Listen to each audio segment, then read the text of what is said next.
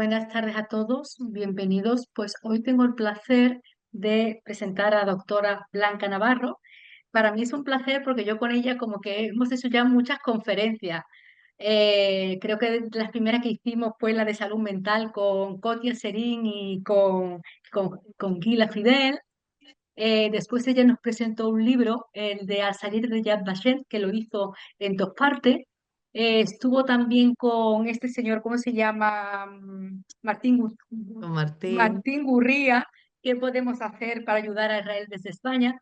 O sea que está muy bien que tengamos a personas que hable de todo este tipo de cosas, ¿no? Y ella va a empezar con el título El trauma y resiliencia de los supervivientes del 7O, que sí es verdad que es un tema doloroso, pero yo supongo que vas a ver, Blanca, ¿no? Hacerlo de una manera un poco más agradable dentro del trauma que tenemos, ¿no? Blanca Navarro, escritora, psiquiatra y psiquiatra forense, fue diputada en el Parlamento de Cataluña. En la presidencia de ISFA, es la presidenta de ISFA, Israel Spain Forus Alliance, y es miembro de ARCI, Asociación de Relaciones Culturales Cataluña-Israel. Pues no te veo, Blanca, pero bienvenida.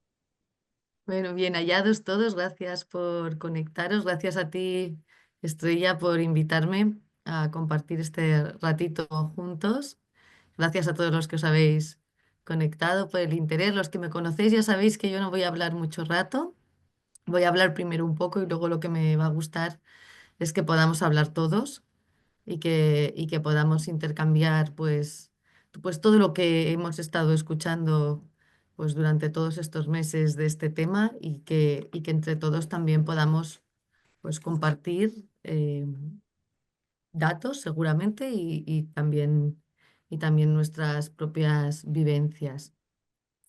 No he traído diapositivas porque ya suficientemente duro me parecía, como decía Estrella, este tema por intentar hacerlo de una forma un poco más cálida. Entonces sí que voy a hacer como 5 diapositivas, por así decirlo, pero sin diapositivas, mejor viéndonos y, y bueno, y compartiendo, ya digo, al principio algunos datos y luego más compartiendo pues más reflexiones. Estamos hablando que ese día hubo 1.193 asesinados. Hubo 251 personas secuestradas. De estas, 59 siguen secuestrados. Ha habido 147 secuestrados supervivientes. Hubo 4.834 heridos, que a veces las cifras de los heridos son tan grandes, la magnitud de los asesinados que de los heridos pasan más desapercibidas. De los asesinados, 800 eran civiles y hubo 329 soldados. Además de estos fallecimientos, el día 7 de octubre, en total han fallecido 891 soldados en la guerra y ha habido 5.569 heridos, soldados heridos. Cuando hablamos de supervivientes, estamos hablando de los que sobrevivieron al 7 de octubre en primera persona, pero también estamos hablando de todos estos heridos y estamos hablando de todas las familias también de los heridos, porque también es ser superviviente cuando tienes un miembro de la familia pues que a lo mejor ha quedado gravemente herido o ha perdido una parte de su cuerpo. Y también un dato que no se publica tanto, pero que también hay que tenerlo en cuenta, es que de los soldados que han participado en la guerra, ha habido 28 presuntos, entre comillas, presuntos suicidios de soldados que después de haber vuelto de la guerra eh, pues en el reconstruirse y en el reconstruir su vida, pues se la han quitado por no poder soportarlo. Estamos hablando de que 30 de las mujeres supervivientes han reportado haber sufrido abuso sexual. Estamos hablando de que los cadáveres devueltos han tenido signos de inanición severa, de lesiones físicas. Los más recientes, pues las lesiones que se han reportado en los bebés vivas como signos de ahogamiento, signos de haber sido estrangulados. De las mujeres liberadas, varias han necesitado ser operadas. Mia Shem fue operada en Gaza por un veterinario y tuvieron que operarla en cuanto llegó para arreglarle el brazo. Daniela Gilboa volvió con una bala en su pierna. Emily volvió sin dedos y ha necesitado ser operada. Y Tai Regev le sacaron una bala de la pierna porque también lo devolvieron. Le sacaron una bala de la pierna, perdón, estando en Gaza sin anestesia. Regev es la que necesitó ser operada también al llegar porque venía con un disparo en el pie. Ilana Gritsevsky perdió 11 kilos en 50 días, perdió la audición del oído izquierdo, fue quemada, le dislocaron la mandíbula. Eli Sharabi, hemos visto la entrevista que ha hecho recientemente para explicar él mismo las condiciones del cautiverio, tanto en cuanto a la falta de alimentación, la inanición severa a la que estuvo sometido, como también todo el tiempo que estuvo aislado, estuvo a oscuras, estuvieron atados con grilletes, encadenados. Sabemos que Nahama estuvo 50 días a oscuras, sola.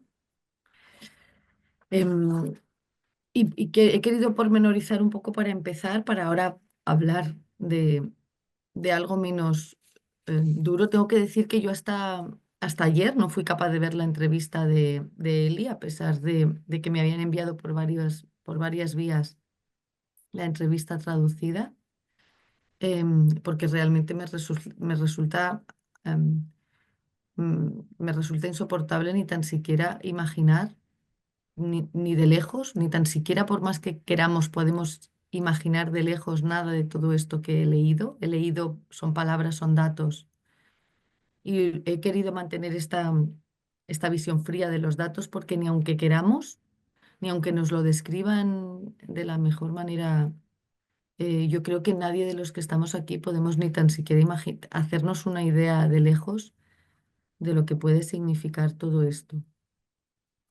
Y por eso todo lo que podamos teorizar acerca de lo que es la supervivencia a estas condiciones es desde el máximo respeto y desde la máxima humildad de que ni de lejos vamos a poder eh, llegar a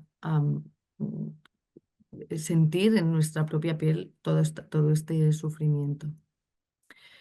Un elemento que tampoco se ve, ¿no?, en todos estos datos es que el secuestro es una situación de pérdida de control absoluta, de pérdida de control sobre todo lo que pasa junto con una elevada activación. Esto para hacernos una idea, si alguno de vosotros habéis estado ingresado en un hospital te viene el celador, te lleva para aquí, para allá, no sabes dónde te llevan, no te explican si te van a hacer una radiografía o te van a hacer qué. De repente una enfermera enciende la luz, saca sangre, pero no te dicen nada, llega otra, se te lleva la bandeja. Esta sensación, con toda la distancia que puede ser de estar en alerta porque te encuentras mal y no sabes lo que está pasando, y a la vez no tienes absoluto control sobre nada de lo que sucede en tu día a día, que llamamos la indefensión aprendida, esta misma situación que dentro de todo en un hospital, por más incómodo que pueda ser, uno sabe que está ahí para que le cuiden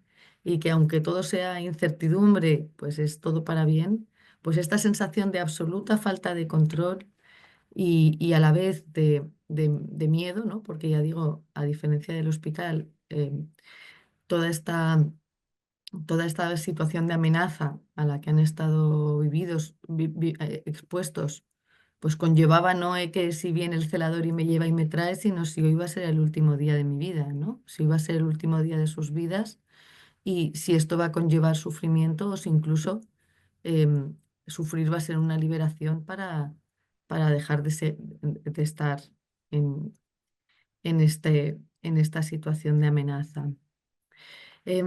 Y lo digo, por supuesto, con el absoluto respeto que ningún teórico, ni psicólogos, ni psiquiatras vamos a poder transmitir, ni llegar a sentir, ni poder transmitiros a vosotros todo lo que esto todo lo que esto puede llegar a significar. Cuando hemos visto salir a los rehenes, por supuesto, los primeros días de júbilo, ahora hablaremos más de la liberación, pero tampoco podemos perder de vista que son personas normales, eran personas normales como nosotros y ninguno de nosotros podemos saber qué es lo que haríamos en una situación así y de qué manera eh, haríamos para poder afrontar una situación de ese tipo, ¿no? Y digo que eran personas normales porque igual que nosotros tenemos nuestros problemas de salud y ya tenían sus problemas de salud previamente, y también problemas de salud mental. Podían tener problemas de ansiedad, problemas de depresión, y es con esta base con la que han tenido que afrontar toda esta, toda esta, todo este calvario, ¿no? Todo este infierno. Cuando hablamos de cómo han podido afrontarlo, tenemos que también pensar que el cautiverio de todos no ha sido igual. Va a depender mucho de cómo ha sido, si han estado solos, si han estado en grupo, si han estado aislados, si han estado en oscuridad, si han padecido o no abusos sexuales, o si también han estado expuestos a inanición severa o más severa todavía, si han tenido alguna herida que no ha sido tratada. Pero sobre todo el factor más determinante, por lo que se ha visto, es si han estado solos o han estado en grupo. Y este ha sido el principal factor que les ha permitido sobrellevarlo. Em, no hay en la literatura científica, no hay publicaciones de qué les pasa a las víctimas de secuestros en banda terrorista durante más de 500 días.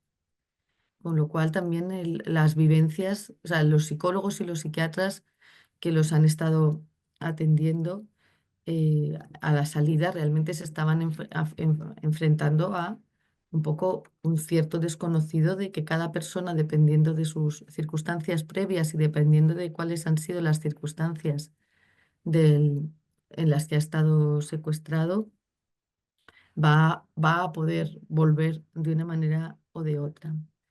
Tengo que decir que participé en algunos seminarios, los han dado profesionales, psiquiatras, psicólogos israelíes que expusieron y nos estuvieron explicando cuál es el sistema de apoyo que se ha dado tanto a las familias como a los soldados como a los secuestrados cuando los han ido liberando.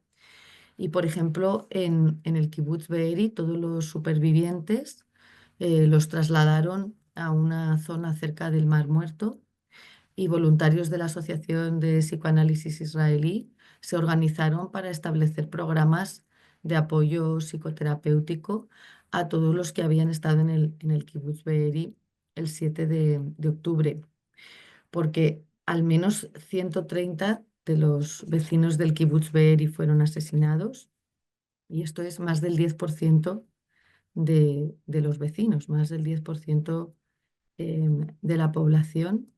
Y también tenían una serie de factores un poco diferentes, un poco más diferenciales, que es que además de todos los duelos que han tenido que hacer por los fallecidos y por los heridos, a los ciudadanos del Kibbutz Be'eri se les rompieron además dos pilares fundamentales, como son la confianza en una especie de compromiso, digo del kibutz Be'eri, de todos los kibutz de la zona y de todos los kibutzim de la zona, la confianza en un compromiso de alguna manera establecido entre los ciudadanos de un Estado, en este caso, por supuesto, de Israel, de que Israel va a poder defenderlos, pero al final también es un poco lo que esperamos de cualquier Estado, que en un momento dado el Estado, bien sea las Fuerzas Armadas, pero también el sistema sanitario, nos vayan a poder defender, ¿no? Es una especie de contrato tácito que tenemos los ciudadanos con nuestro Estado, que si me pasa algo va a venir una ambulancia, me van a llevar a un hospital, o en este caso, que Israel iba a poder garantizar la seguridad de todos los ciudadanos. Y eso es uno de los pilares que que estos supervivientes perdieron.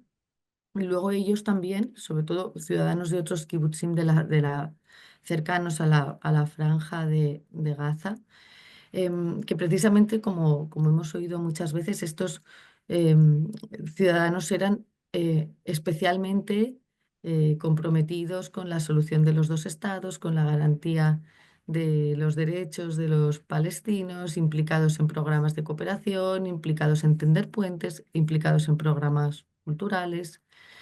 Y precisamente esta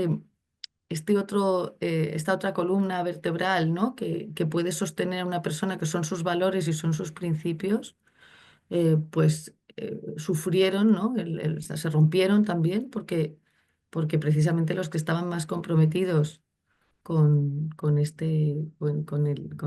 los derechos de los ciudadanos de Gaza, pues evidentemente vieron rota, o todos hemos visto rota, pero había algunos que ya hace tiempo que no teníamos esa confianza, pero ellos precisamente eran los de los ciudadanos más activos. Entonces, en estos seminarios a los que asistí, lo que explicaban era cómo habían hecho la intervención tanto en los supervivientes de estos kibbutz, como también cómo habían ido dando el apoyo a los rehenes conforme habían ido siendo liberados. Y también quiero poner en valor que más allá de las estructuras del sistema sanitario israelí, un poco lo que transmitieron, que a mí es algo que me maravilla, que es que en esta conciencia de familia grande, además de esta sociedad psicoanalítica, estuvieron explicando cómo otras organizaciones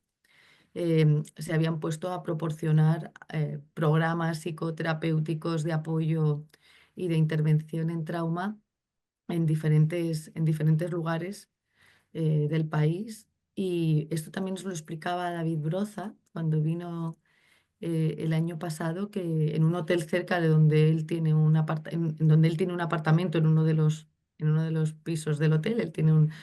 Y entonces explicaba que en el hotel habían puesto en marcha un programa y que él también había estado, pues, de alguna manera implicado pero que eran programas que se habían organizado de la nada en base al voluntariado de profesionales médicos, pero también psicólogos y enfermería y terapeutas y trabajadores sociales y educadores sociales para poder...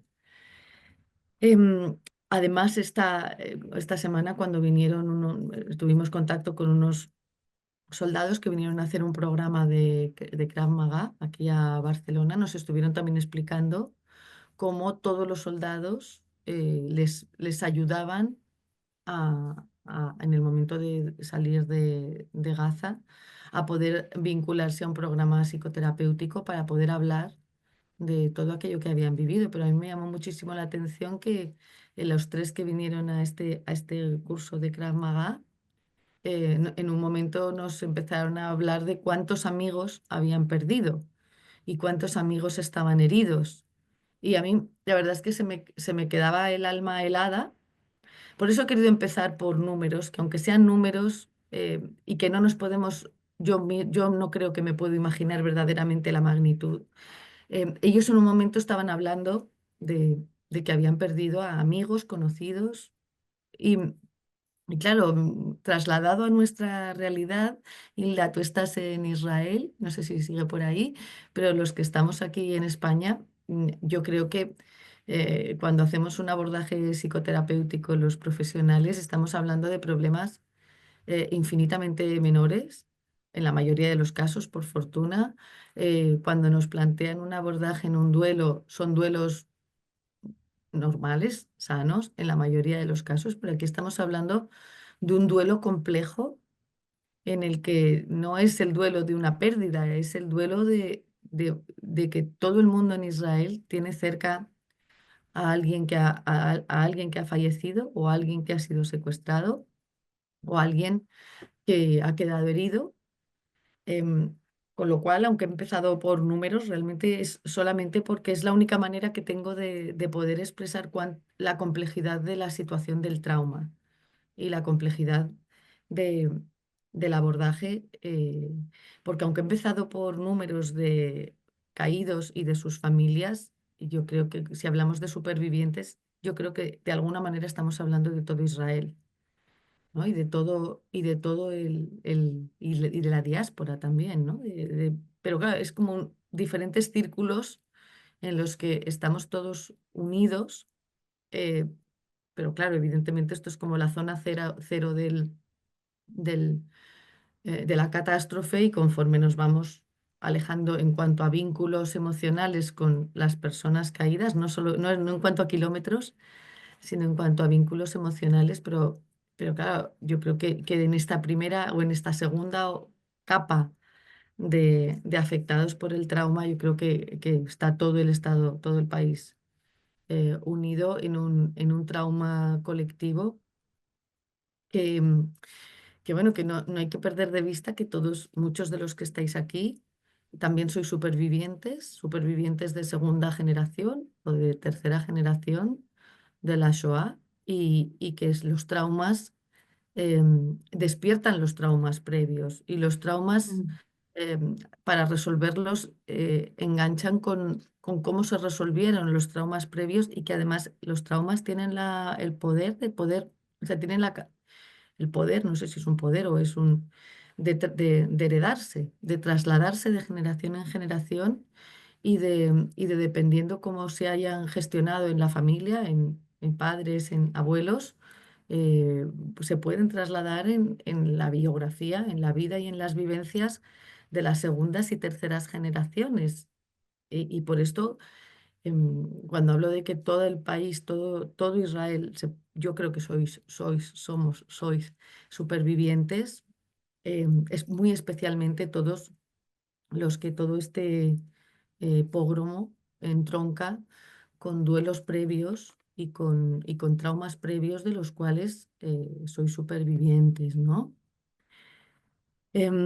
Cuando hablaba de estos programas terapéuticos, comentaban que, claro, que en cuanto a lo que hace referencia a los rehenes, y con su normalidad y sus vivencias previas, y también los factores en los cuales han estado en el secuestro, cuando vuelven tienen que afrontar otro trauma más, y es el ser conscientes de qué ha sucedido a sus seres queridos.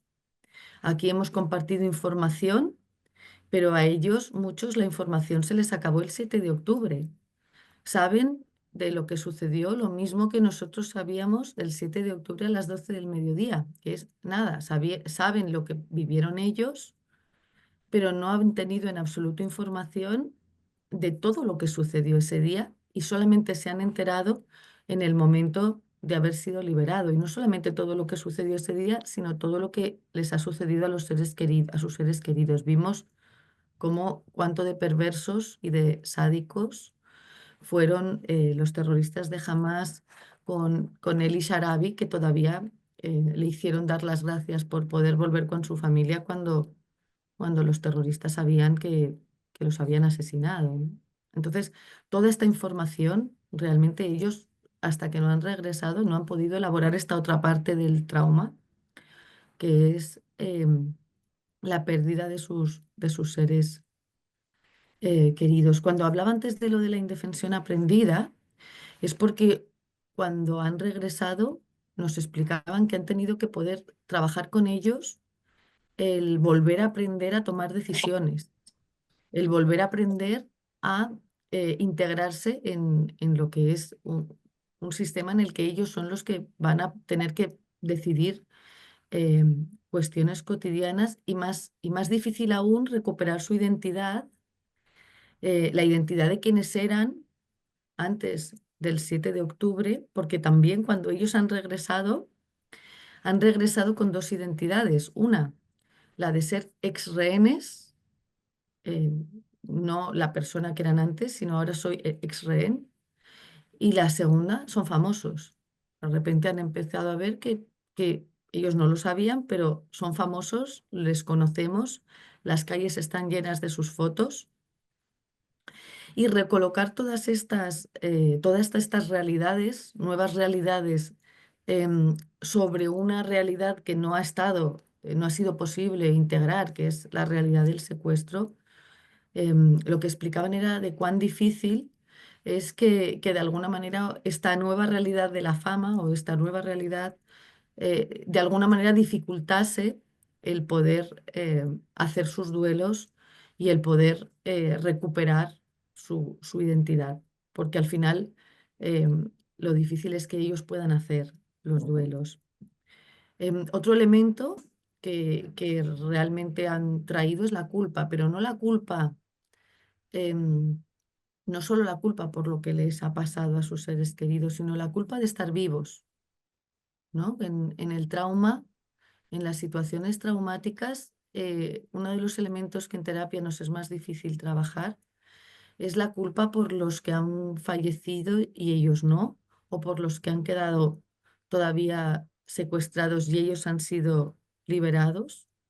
La culpa porque, por eso, por el seguir vivos, ¿no? Y esta es la parte más absolutamente difícil de trabajar y que es la que cuando no se consigue trabajar adecuadamente puede llevar a que las personas con una situación traumática lleguen al suicidio, ¿no? Hemos oído esta semana que el padre de una de las chicas asesinadas en Nova em, se ha quitado la vida, ¿no? Porque como comento, lo duro es perdonarse a uno mismo por no haber podido salvar a los otros y perdonarse a uno mismo por seguir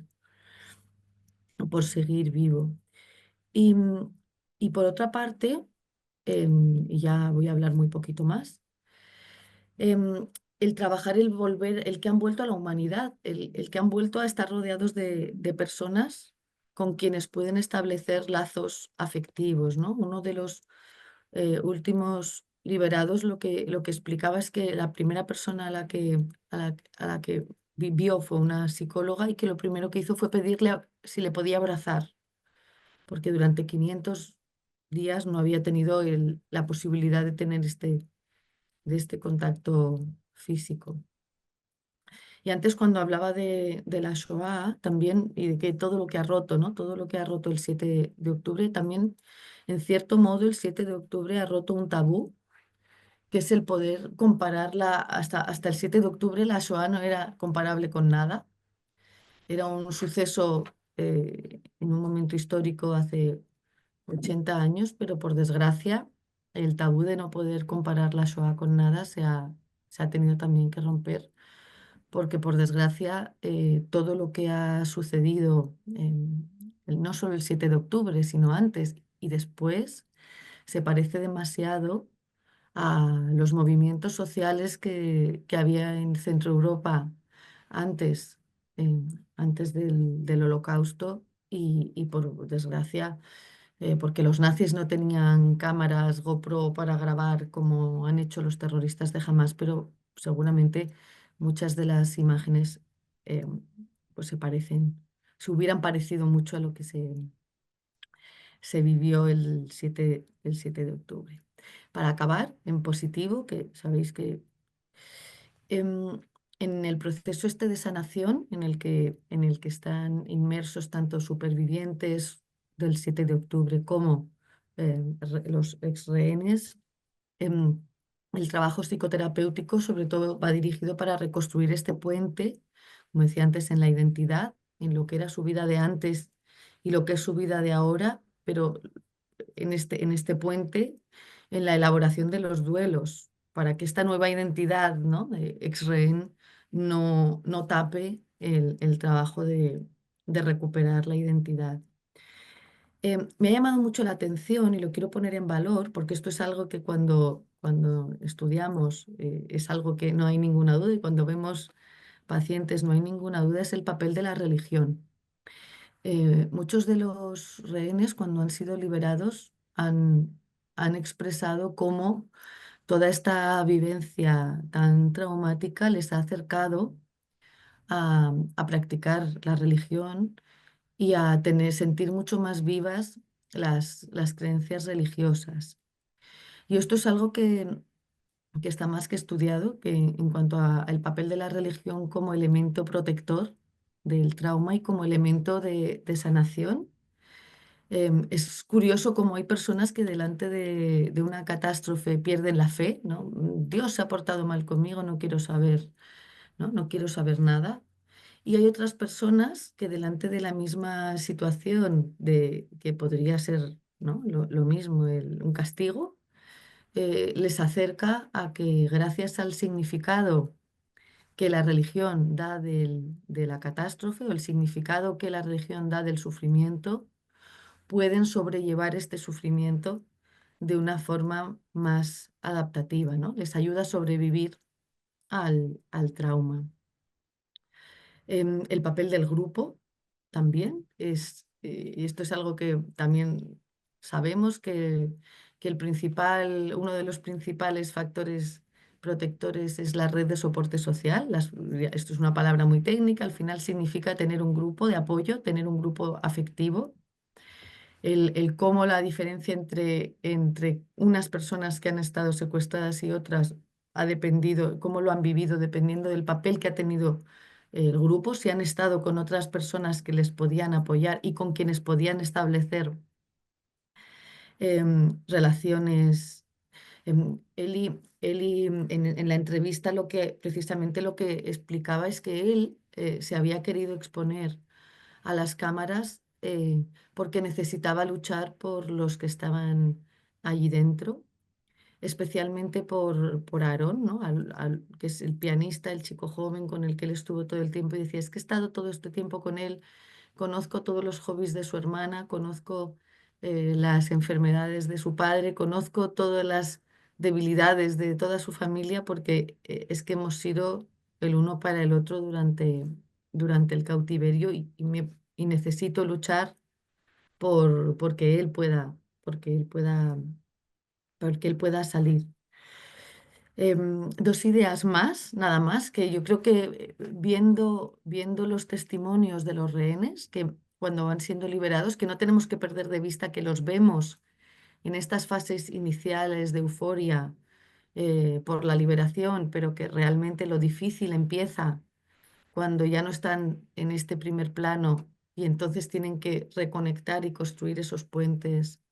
em, y para mí había una idea que no me podía quitar de la cabeza, que era el libro que sobre todo, seguro muchos de vosotros habéis leído, que es El hombre en busca de sentido, de Víctor Frank, y cómo hay personas eso que como Víctor Frank dotan de un cierto sentido al sufrimiento para poder sobrellevarlo, o como otras personas, ¿no? Como em, ay, ahora no me sale, me saldrá luego.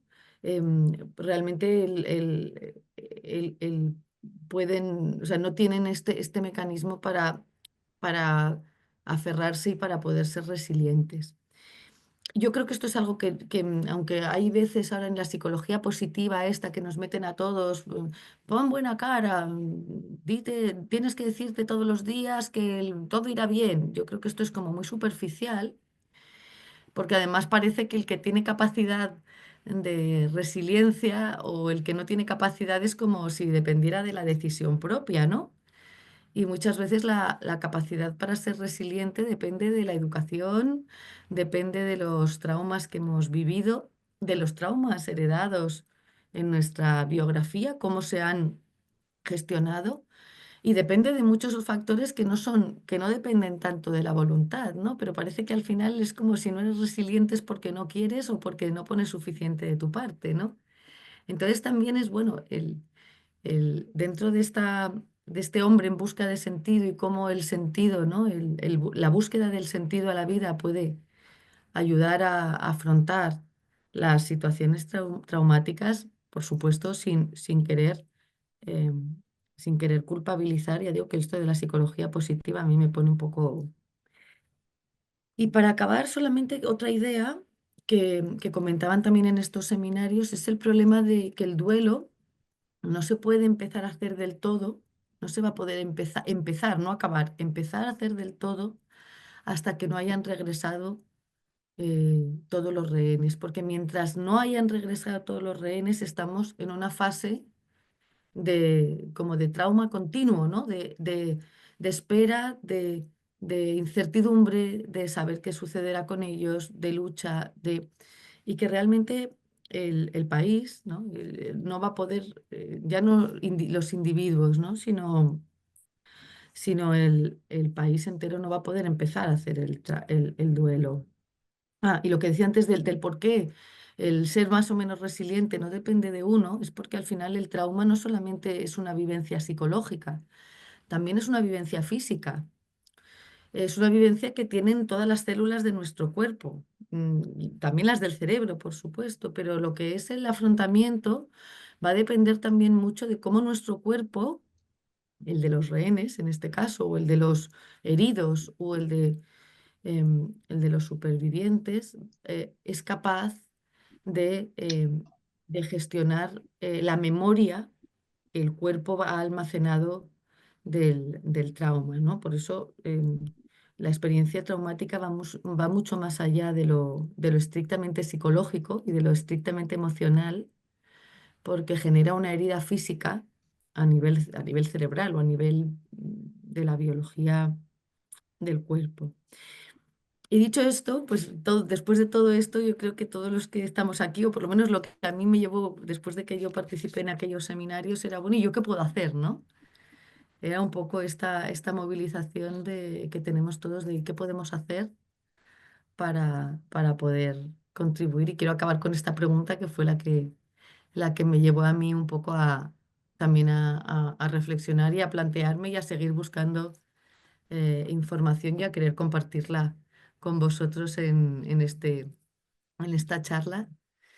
Así que no voy a hablar más, que además se habla más de lo que yo pensaba. Así que ahora os cedo la palabra para que compartamos reflexiones, Pues, emociones y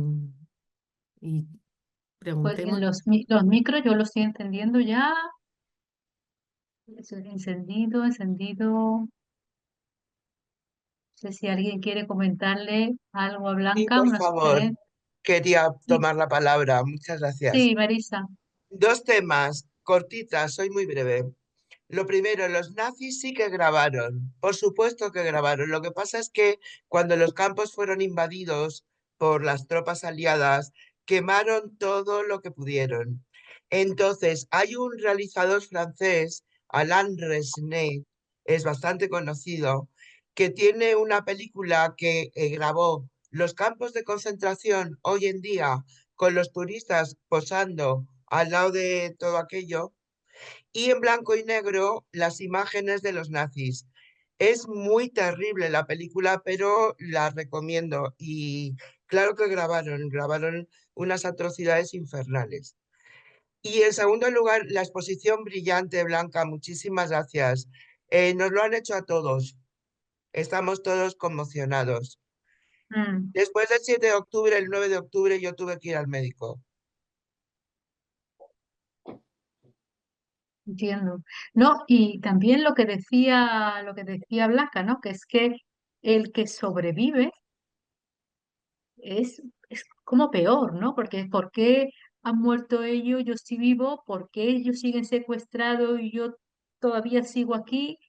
Sí, pero no me extraña, como decía Blanca, que sí que es verdad que alguna vez cualquiera de esas personas, por verse en ese momento, pueden suicidarse. Sí, sí, completamente. O sea que Y es efectivamente, una... el mejor país donde podía suceder esto, y lo pongo entrecomillado, claro, es en Israel porque según leí, el protocolo que están siguiendo es el mismo que la gente que siguieron con la gente liberada de los campos de concentración. Es Ya, el mismo protocolo. pero Ujú. es Se, complicado para mantenerse vivo. se Aarón, suicidan, perdón, se suicidan porque se sienten culpables. claro, por eso, La justamente. culpa les mata. Eso, se siente culpable porque La estoy vivo culpa yo, pesa porque no está mucho. vivo los demás. Efectivamente, es eso, es la culpa. La culpa pesa mucho. El cómo Mm, gestionar la culpa del superviviente. Por eso, por supuesto, es psicoterapia, terapia, más terapia y aun y todo con eso no siempre se consigue, ¿no? Que la persona pueda reconciliarse con el destino que le ha tocado vivir. y con su impotencia de no haber podido salvarles. Y sobre todo que llegue al perdón, ¿no? Al perdón de uno mismo Sí.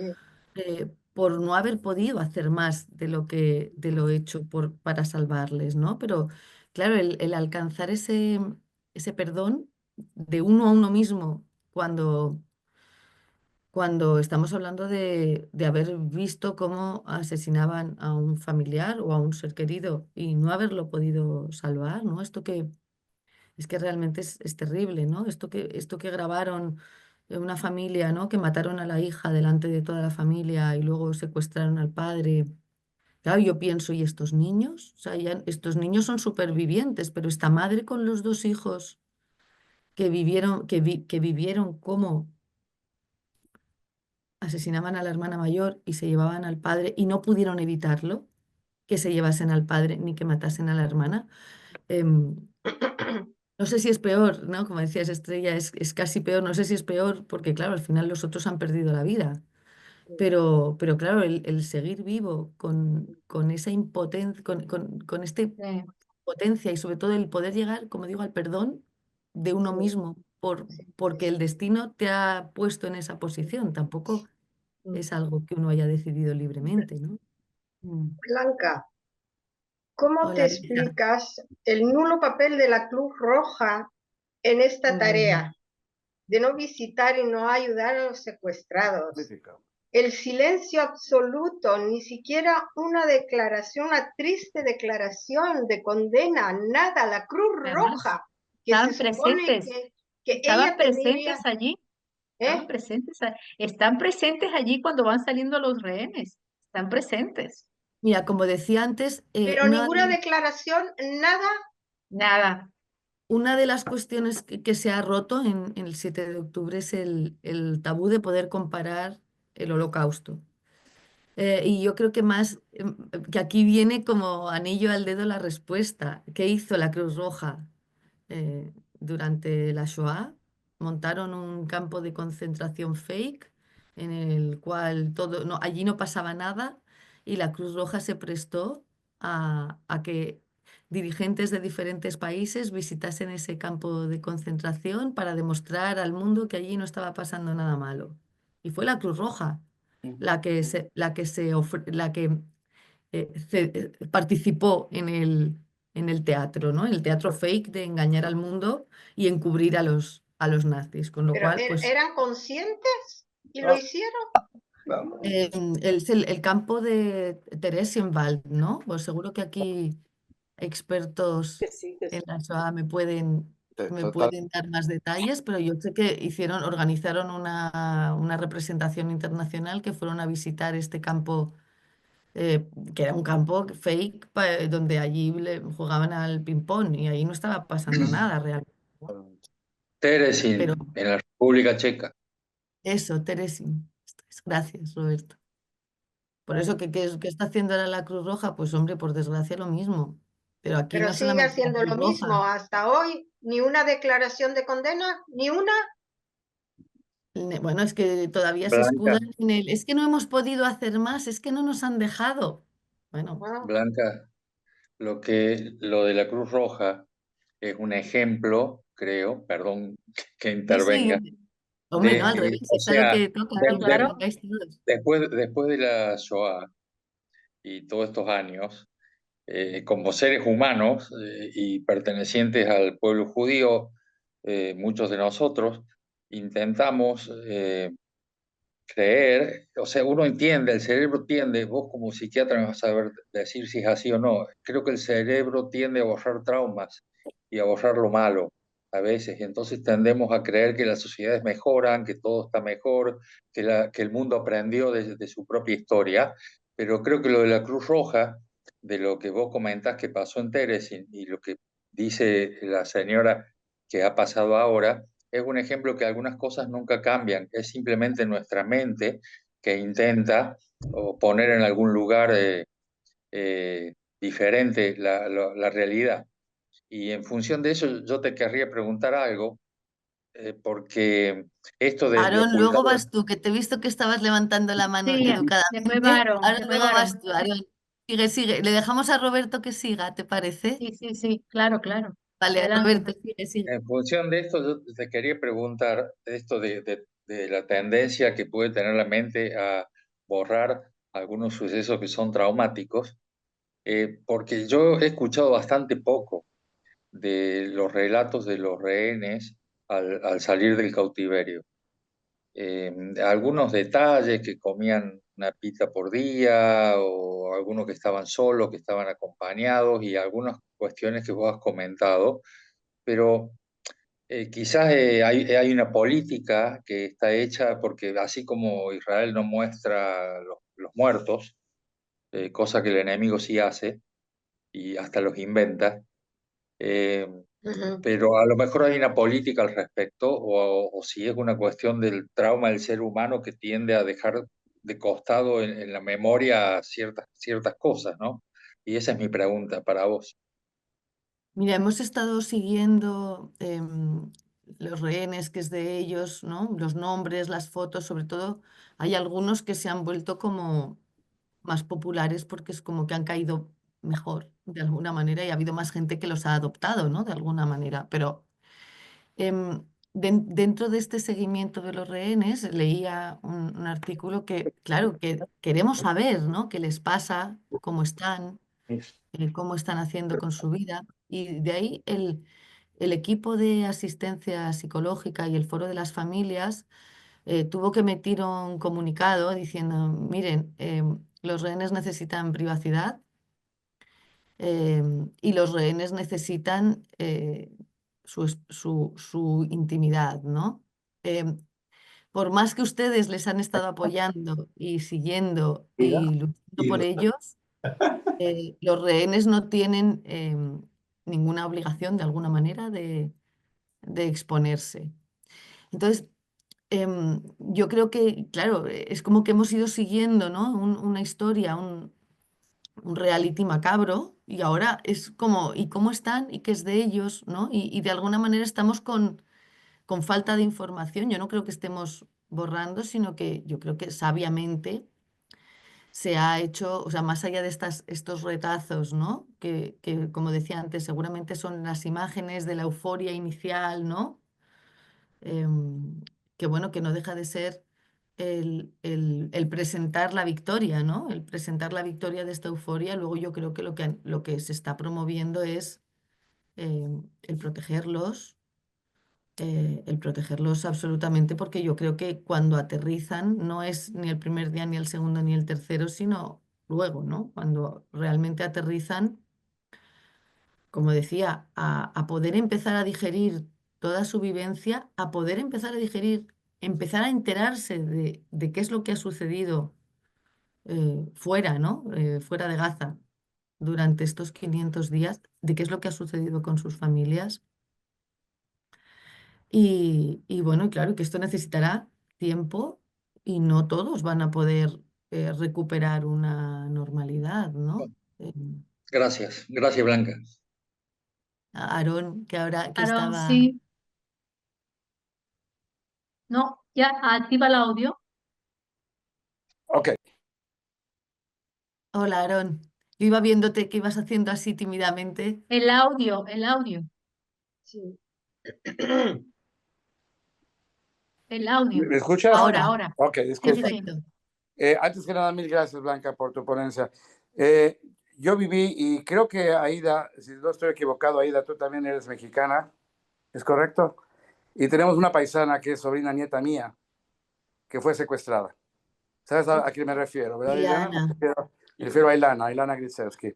Yo he estado en contacto con la familia, yo acabo de regresar de Israel, y lo que estás hablando del trauma es, por ejemplo, cuando una persona tiene un infarto y se salva del infarto, ese sentimiento de culpabilidad, olvídate de rehenes, simplemente de decir, ¿por qué yo no me morí y quedo vivo?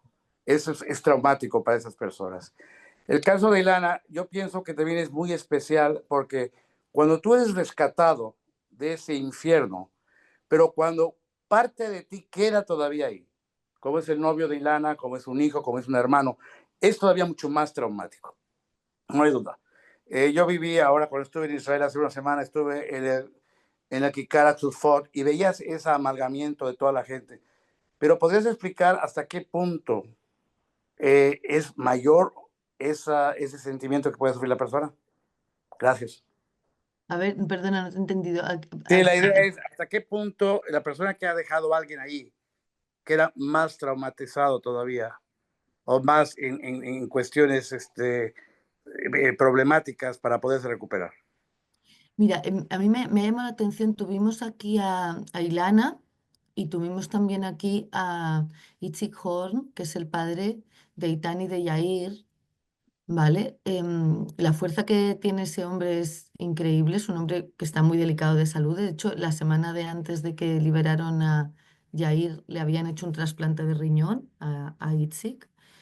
Y de hecho, se encontró con Jair precisamente en Ígilo después de que lo habían operado. Y Eitan sigue dentro, ¿no? Y además, la perversión fue pues difundir las imágenes de, de la separación de los dos hermanos. Yo así como he insistido en el tema de la privacidad de los rehenes, mm, yo a Yair, por diferentes vías, desde que lo han liberado, lo veo haciendo actividad pública, y que es lo mismo que ha hecho Eli Sharabi, ¿no? Que no tiene familia porque se la han quitado toda, Ay, pero realmente él, este chico, Alon, él lo siente como que él ha estado unido a él durante todo este tiempo y tiene que sacarlo de ahí. Entonces, claro, el sentimiento es de obligación, de que tener que seguir luchando ya no solo por recuperar su condición física y fortalecerse, sino estar en la lucha para poder liberarlos, ¿no? Que es lo mismo que hizo Ilana, ¿no? Ilana lo Ilana hizo, inclusive está en Tel Aviv. recorriendo el mundo entero para que saquen a Matán.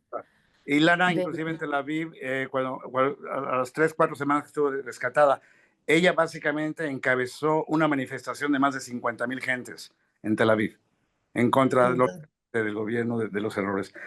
Es que yo creo que uno tiene que sacar fuerzas de lo más profundo de su corazón. Gracias por Y eso. por fortuna esto les da sentido, porque yo también pensaba en Eli Sharabi, que ha perdido toda su familia y que cómo la lucha por, ¿no? Porque liberen a los que todavía están dentro le da sentido a su vida, porque si no, yo pienso, este hombre a qué se coge.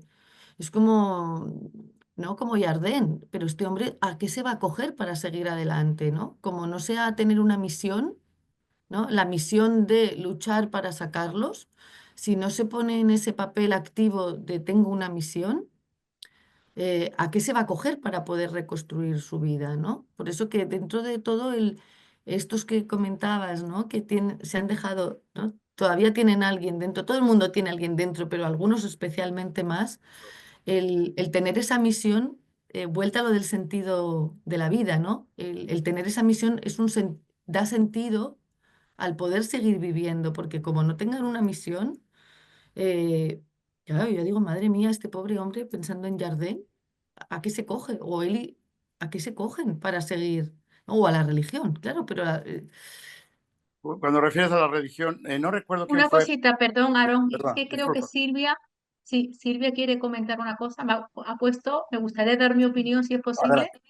sí, sí, le damos la palabra a Silvia, que quedan 10 Sí, minutos, por 12 eso, minutos. vamos a dar la palabra a Silvia. Gracias. Silvia, adelante, que no te vemos. Hola, Silvia. Bueno, hola, buenas Hola, tardes. Silvia, ¿qué tal? Ahí vamos, ahí vamos. Yo quisiera dar una opinión desde ser miembro Que de te Fuerzas. veamos un poco la cara, sí, que te veamos la cara un poquito, ¿vale? Vale, Vale. muy bien. No estoy muy guapa porque tengo cáncer de piel, pero es lo que hay. Vaya, Acostumbrada. bueno, Vaya. lo sentimos, No, no no pasa pasa nada. nada. Adelante. El día pasa, en catalán decimos que día pasa, año empeny. O sea, que el día pasa, Y año en va fin. por delante, ¿vale? Entonces quería comentaros mi opinión como miembro de Fuerzas y Cuerpos de Seguridad del Estado. Yo viví la época de ETA en España, ¿no? Y En primer lugar, tuve que asistir a muchos compañeros que fueron algunos voluntarios y otros no, al País Vasco. Y yo viví muy de cerca el caso de un compañero que iba en una tanqueta, que ETA les metió un petardo y voló, y todos los de la tanqueta murieron menos él, ¿no? Aquello fue para él y para su vida un desastre. Acababa de ser padre, tenía un hijo de 1 mes, bueno, tuvimos que ir a su domicilio en Barcelona y estaba ya de baja laboral por estrés postraumático, pero nada, no funcionaba. Él estaba fuera de sí, era el síntoma y el síndrome del sobreviviente, ¿no?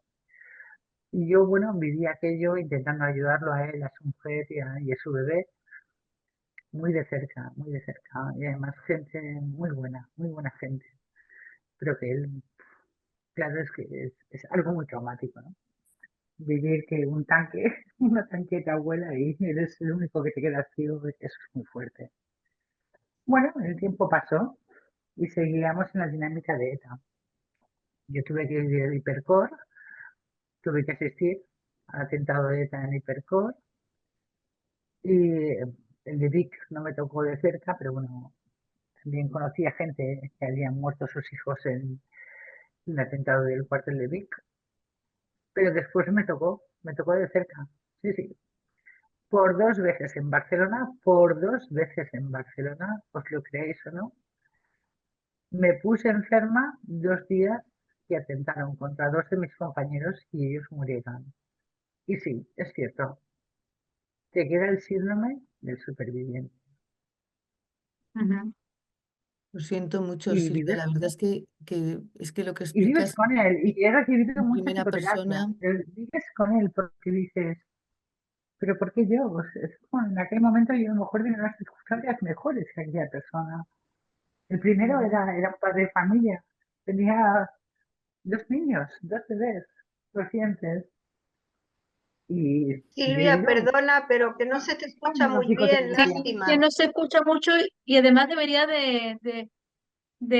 bueno, que te veamos la cara para que se escuche un y poquito la... claro, este testimonio, Silvia, que nos estás dando, em, que realmente seguramente te ha costado años, ¿no? De digerir todas estas. em, ya, por No eso lo he dice, querido empezar con no lo cifras, dice todavía, aún no, porque ¿verdad? yo tenía que estar allí en aquel lugar y me puse enferma y se cargaron a otro. Eso tú no te lo Mm, comes nunca. Claro.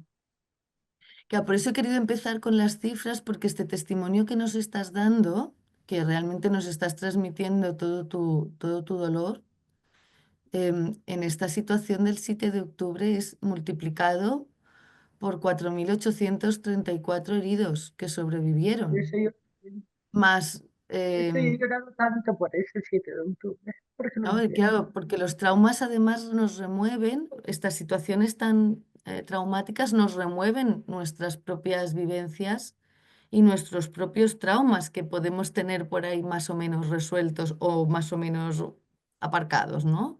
Y cuando vemos estas situaciones tan traumáticas, pues la verdad es que me sabe mal, ¿no? Que estamos aquí con una pantalla, si no te daría la mano.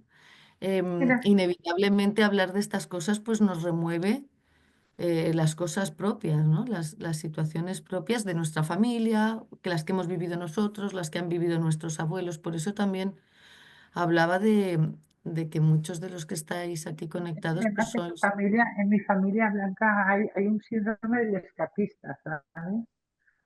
claro, Porque mi padre como republicano, ya ves que era de la Quinta del Biberón, ni era republicano ni era nada, pues de 6 años, cuando los nacionales lo llevaron a un campo de Badajoz, ahí detectaron que era judío y se lo llevaron a Francia para llevarlo a Auschwitz. Y decía que no me acuerdo del nombre del campo, porque quizás no quiero recordarlo tampoco, ¿no? Se escapó y estuvo penado de muerte, vivió en Francia, vivió en Suiza, O sea, a mis hermanos y a mí nos han fabricado en todos los países, ¿no? Y él también escapó de esa situación. Y yo otra vez volví a escapar de esa situación de violencia, ¿no? Ujú. Y a veces dices, bueno, debe ser un karma, porque es que si no, no lo entiendo.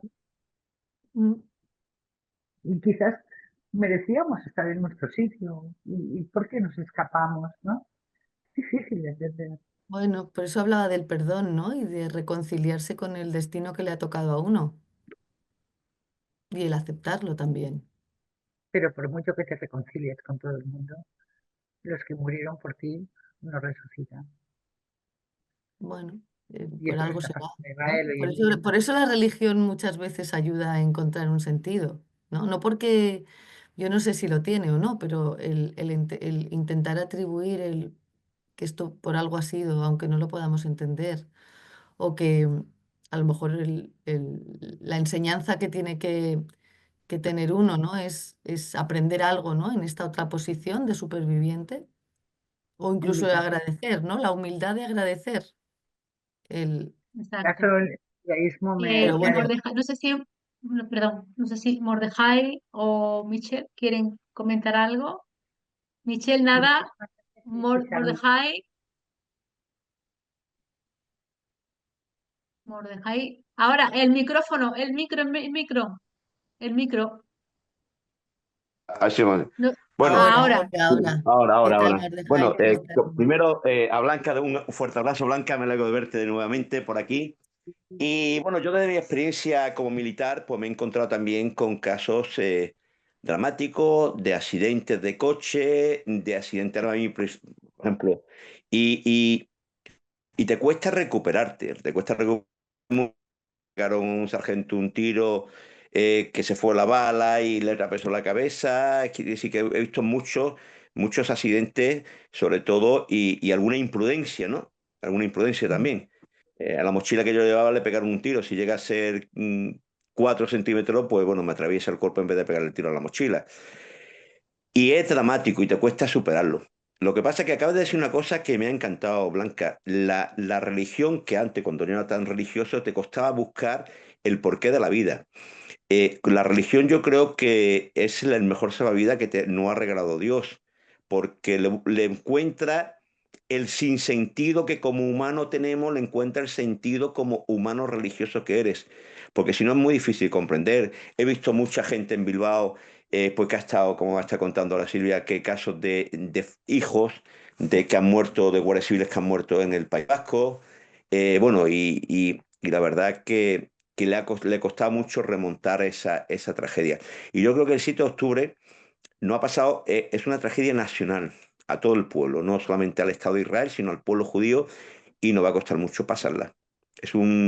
La travesía del desierto que va a durar años, años pasarla todo. Y yo creo que no sé hasta qué punto, porque yo ya soy incapaz de ver, yo es que ya soy incapaz de ver las imágenes de los rehenes que salen, no puedo verlas, ya no puedo verlas. La apago completamente, después, desgraciadamente, como presidente de la comunidad he tenido que ver mucha imagen, hemos tenido que sufrir lo que hemos pasado en Melilla y ya soy incapaz de ver. Yo veo 7 de octubre y lo paso completamente. No, no puedo, ni como humano y ya cuestión religiosa, pues que tampoco, no tengo esa fuerza moral ni esa fuerza para poder verlo. Yo creo que, no sé si mi experiencia sola, personal, o ocurre con más personas, Blanca. Absolutamente. Yo te digo que por más que trabajo temas psicoterapéuticos en traumas, yo hasta ayer, y porque no me quedaba más remedio, no iba postergando el ver la entrevista de este chico, ¿no? De Eli Sharabi, pero claro, pensaba, hombre, voy a hablar de la salud de los rehenes, tengo que verla. Y me obligué a verla, pero yo también iba posponiéndolo porque realmente em, es que una cosa es oírlo y otra cosa es que si uno intenta conectar con lo que explican. Antes cuando hablabais de haber presenciado accidentes, claro, yo también pienso en los voluntarios de Zaka, estos que fueron recogiendo, digo, pero estas personas, ¿cómo han podido eh, sobrellevar todo lo que vieron? Porque los que vieron el grado de tortura de los cadáveres cuando lo hicieron los levantamientos de los cadáveres fueron ellos. Pero ¿cómo habrán podido, cómo podrán sobrellevarlo, ¿no? O los del Instituto Médico Forense, ¿no? Es decir, que por eso que es que la exposición al trauma también es eso, ¿no? Entonces, pues sí, Blanca, los de Sacas son gente tan religiosa que lo hacen por eso. sí, pero son humanos, quiero decir, Son humanos, Claro, pero son son humanos. gente con una fuerza interior, porque hay que tener mucha fuerza interior para hacerlo, mucha. Y y los cuántos resultados tuvo que de cómo haber, se además. sienten luego, eso lo llevan ellos dentro. Eso lo llevan ellos dentro. Sí, sí. Bueno, pues yo creo que voy a tener que, es que estoy en el despacho y la Exacto. secretaria tiene que ir. Blanca, ha Y sido un placer conocerte.